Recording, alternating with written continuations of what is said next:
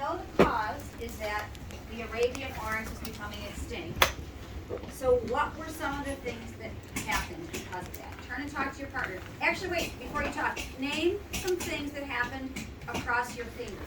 I would say one, they brought 9 oryx into the zoo. Keep going. See what else happened because they knew it was going to be extinct. Go ahead, turn and talk to your partner. They brought 9 into the zoo, but like a month or a year later, there were 6,000 people. Yeah, because like something just happened that they gave to like other zoos. And I think they had way too much. So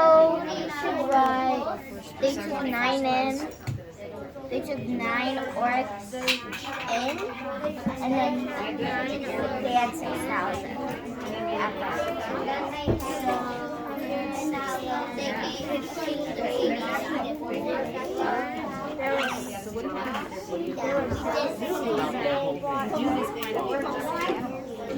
Do you think that might be a liver? Yeah, so, okay, good. All right, come on back. So I'm going to just share you guys what these two talked about. They said one effect is, because the animals were becoming extinct, they got 9 of the oryx and brought them into the zoo. They took care of them. They said they fed them. They had vets to check on them. And then they ended up with 6,000 of them. That seems like the biggest effect almost, but I think there's a bigger effect. What's the other thing they're talking about zoos? That's good for them to bring animals in to save them, so they don't become extinct. So maybe zoos can be doing this kind of work so that animals don't become extinct around the globe. Wow. All right. Are you guys ready to think about this with your own books? Okay. You're going to, first of all, take a look at your book right now and do a preview. Think about maybe what's the main idea and supporting details. Maybe what's cause and effect. Maybe do they tell us in order? And just kind of think about She's telling you to look at your book and see if you can figure out how it's organized. Please listen. Okay.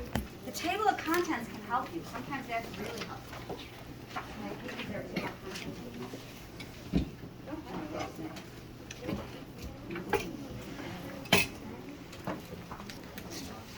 Table of contents might help. Your mission right now is you're going to start to read, and you're going to think to yourself, can I take some notes that maybe help explain what this topic is the author's teaching? You guys ready?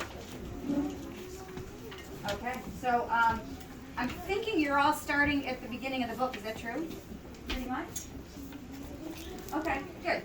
All right, so I'm going to say right now you're going to read. You probably have about not too much time today because we watched the video. You probably got about 10 minutes to read, maybe 12. And if you think you can take some notes, do that. If you can't take notes, if you're like, oh, I don't know what the notes should be, then don't take any notes.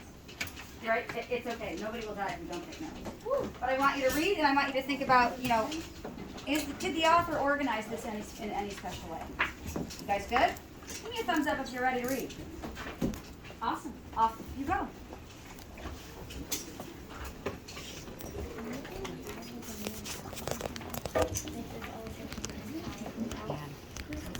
One thing I love to do is look at the, is there a table of contents? Oh yeah, so you're right, that always makes it harder. So the title, Animal Secrets. So I'm thinking, just looking at this cover, elephant, I'm just gonna maybe warthog or pig, I don't know. Possum? That's a koala. Oh, koala bear, see how much you know? Maybe some kind of a monkey, fish, polar bear, zebra. This cover tells me that they're going to probably tell me secrets about all these different animals. So I feel like if you were to think about this, that structure might make sense here. Considering each thing's a new topic. I think it might be like foxes and bullets, or main idea and details. This main idea might be alligators popping their eyes out, and those are some of the details. Right? So the good thing is that these are short sections, so you're not going to want to take many notes because you'll end up rewriting the whole thing. read a few pages and see. Is this the main idea and these are the details? That might be an easy way to go.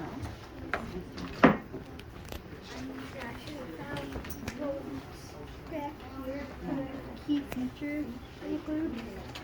So the whole thing is about Amazing ones. okay. Are the animals? Okay. Oh, fish. Oh, the life cycles of fish. Interesting. Yeah, so that's the main idea. So go to the table of contents. The table. Okay. What do you notice in here? That this is basically what is. It's basically the cycle, telling you the cycle in order of what is a fish. Fish habits. Gotcha. Ocean fish. This whole section is kind of telling you about different kinds of fish. Yeah. Good. And then I see a change. Do you? What do you notice in here? That they're actually giving you types of fish that say deep sea angelfish. So flip ahead and let's see what it looks like when you get into it. So it has like a diagram here. Basically goldfish. Yeah. So whispers so they can read. Yeah. So they're gonna tell you what the fish are. They're gonna tell you where fish live, habitats. They're gonna talk a little bit about ocean fish. Yeah. Then we talk a little bit about freshwater fish. Do you see those as each of those a different main idea? Yeah. I do too, yeah. And then Mom meets Dad tells me this is about how baby fish are, come to be, right? They lay eggs. Yeah.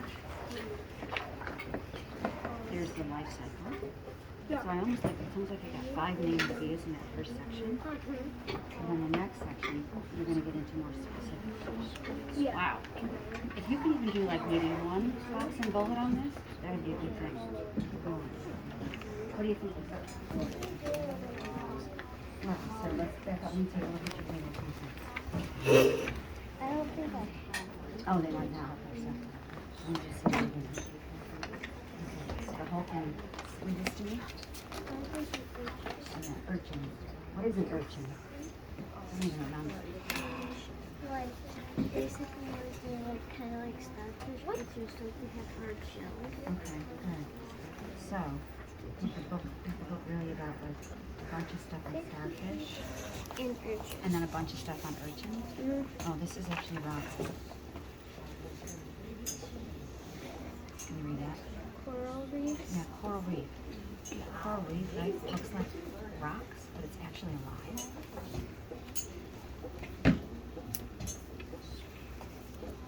So you know what I'm noticing?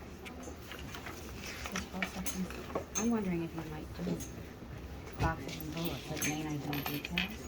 This whole section is about starfish. Maybe you can write a few details about starfish. Tells me where they live. Tells me what's on their bodies. More about what they're like. That might be a really good thing. I'm looking to see where do urchins show? There they are. So if you're gonna do like main idea, I would have a section on starfish and a section on urchins.